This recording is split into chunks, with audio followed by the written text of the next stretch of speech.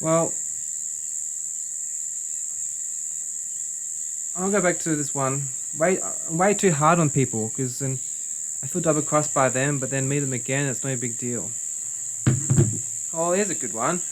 At this course, on the first day, there was this middle-aged guy, probably around like 45, and he introduced himself as a serial entrepreneur. Says he's working on like, lots of websites and stuff, but he also says he has two casual jobs, F&B, and just saying that, you can just tell he's a full hospo rat. That's just like,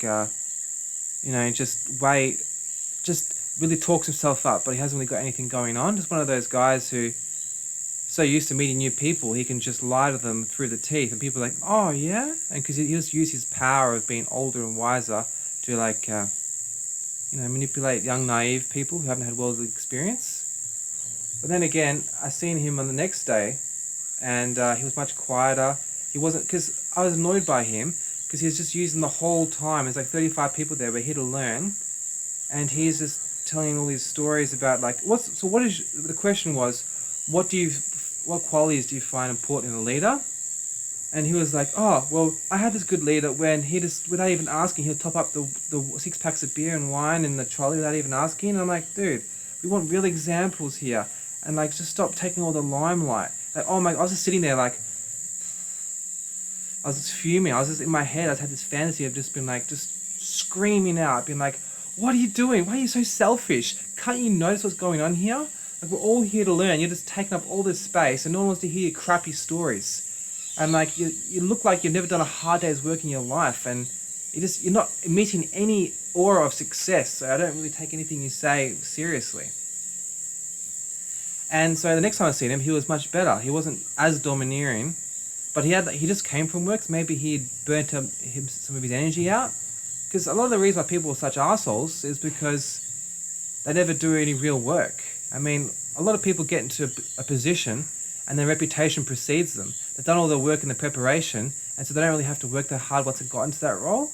And maybe they have to work hard in the sense of dealing with people's emotions or just a full-time schedule. But it's only really hard because you're so unhealthy. A lot of people are so unhealthy. Everything seems hard to them. Getting out of bed is hard. And also, because we're born in a rich country, we just have so much expectations for our success. We think we're so gifted. Like we overestimate our own abilities and way too comfortable. We don't realize that most of us actually haven't reached our full potential at all. I mean, we've just been walking around and like, chugging out 3 cylinders out of 8. Yeah, I really think most of our issues in life is due to lack of companionship. I'm pretty sure I touched on these the other day, but I still like them, so please forgive me. Yeah, well, at this new job, there's lots of people there, and it's just really nice. I mean, even though most of the time I'm just busy working, uh, and I haven't got time to talk, I can tell all these people, like, who's this guy? They're all trying to suss me out, because I look a bit different to everyone else. But, I say hello. I say quick joke, but I haven't really got time to show my true self, because I'm trying to make an impression, and, because I can't focus on two things at once. Like, I'm trying to do one thing. I can't just sit there and have a chat, and also, they're not my typical people. And they're not really relaxed. You know how it is. Talk to someone when they're at work, they're like 10 times different to what they are when they're finished work, because they've got their game face on at work, and they know they can't really be chatting that much, and there's cameras everywhere, and it's not that comfortable environment. You're in different kind of clothes. It's just the time of day, when if it's like 11 a.m. on a Tuesday, no one's feeling like they want to tell their life story to someone.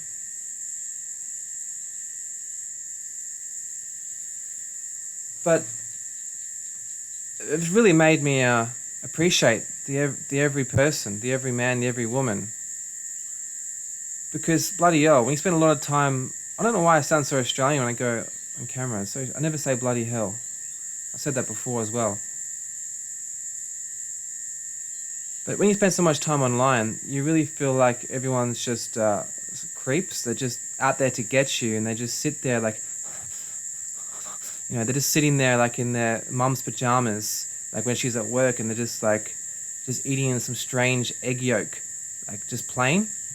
And, there's a lot of freaks out there because of luxury. Like luxury breeds freaks. That's my new special title. Yeah, because I've had people say, they come over from slightly poor countries to Australia and they say, dude, there's so many weird cunts over here, eh?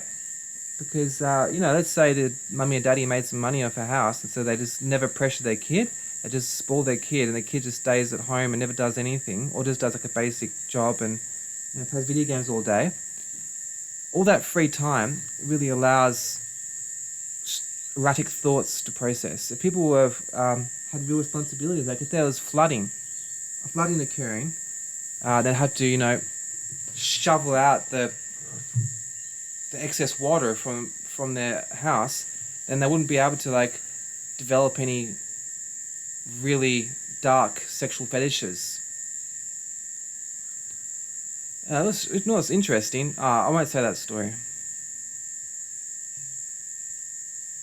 You should dress up and look attractive and take risks in life, and it's nice to make people happy. So, I just feel like it's a good thing to take pride in your appearance. It's a pretty counterculture now to be like, look, I'm no one's bitch. I'm not gonna bow down to male supremacy and perform for you by dressing up. But I mean, it's just the human body can be so beautiful if you just take care of yourself and you've got interesting genetics. And why not present a piece of art? Because your body can be a piece of art. You don't have to be Arnold Schwarzenegger or Lana Rhodes in order to show off your body. I mean, as long as you're slightly in shape and you've got an interesting face or interesting body, why not take pride in that? Because you can just be walking along, taking your dog for a stroll, and you see someone who's just presented well and got a nice energy about them. It's just I appreciate that. A new teacher, for the second class, this Irish lady, probably in her early 40s. I mean, not so much her appearance, not so much, I don't remember what she was wearing or anything. She wasn't particularly in shape, but she still had relatively nice clothes and her hair is well kept and she, obviously moisturized. But I found her mesmerizing just because of the way she spoke.